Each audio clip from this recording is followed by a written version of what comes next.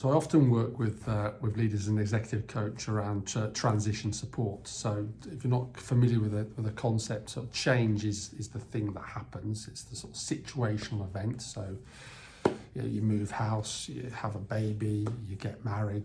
That's the change, and the transition is then the sort of psychological readaptation in that new context. Anyone's gone through big changes like being married or having a baby or moving house knows that that's a process that takes time.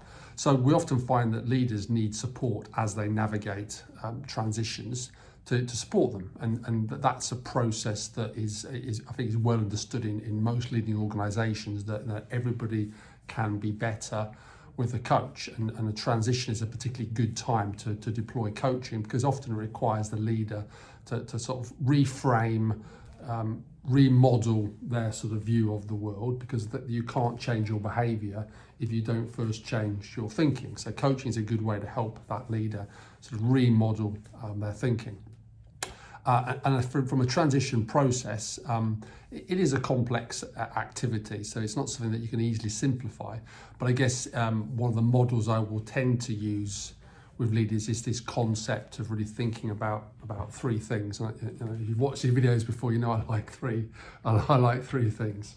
So the three things I tend to invite leaders to think about, maybe as part of a reflective practice to bring to a coaching session, is to say, okay, as you navigate into this new context, whatever it might be, first of all, what are the things that you should carry forward with you? You know, you've been successful. You've clearly, let's say it's a promotion. You've been given this new bigger role.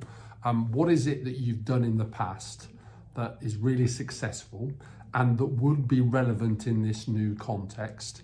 And what do you need to keep doing? And they'll have a playbook, they'll have a style, have an approach, they'll probably have a bit of a brand, and say that they like that about you. What is that? Do you really understand what that sort of what your secret sauce is as a leader? And how do you make sure that you keep doing those things? Because that's really important. And generally they'll be pretty good at that. They'll have a good understanding of that, and if not, they'll go and ask some people and they'll get some very nice feedback, and they'll make them feel great, and they'll say, okay, this is my keep doing. But then I'll also say, okay, so that's good. What do you need to let go of? And they'll be often like, oh, let go of? What do you mean? And I said, well, if you're in a new context, there's a good chance that there are some behaviours and some things you did in your previous role that won't be helpful in your new role and actually could be detrimental.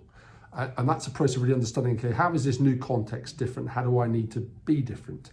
And there's some classic sort of derailers. So leaders can often fail in very, very predictable ways through some key transitions. A good example would be when you move from being an individual contributor into a line leadership position.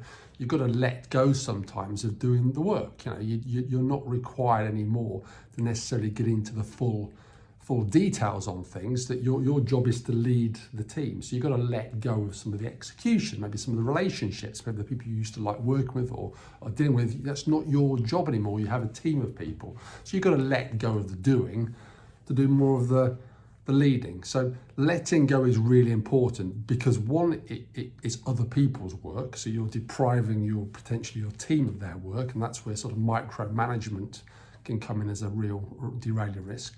But also the reality is you need headspace for the new context, and if you're still trying to do the old job, operating the old way, that's not going to go well. So letting go is really important, and it's actually quite difficult, because there's often really good reasons why we do things. We get those sort of emotional strokes, and it's good for our ego. So letting go can be quite a difficult process, which is why working with a coach can be helpful. So first one is, what do I carry forward?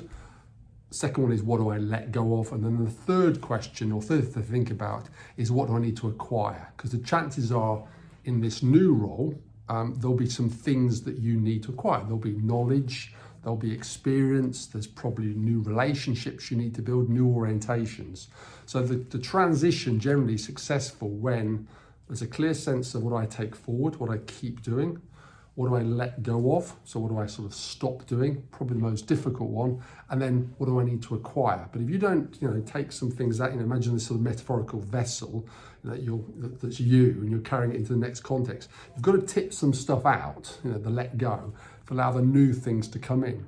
Because eventually you'll reach your capacity. So I work with leaders on this concept of what am I good at, what I keep doing, what's going to still be useful, what do I let go of. That's the most difficult thing I tend to find leaders struggle with is letting go of things, because that impacts often things like identity, how they value themselves, and its effects around confidence and that kind of stuff.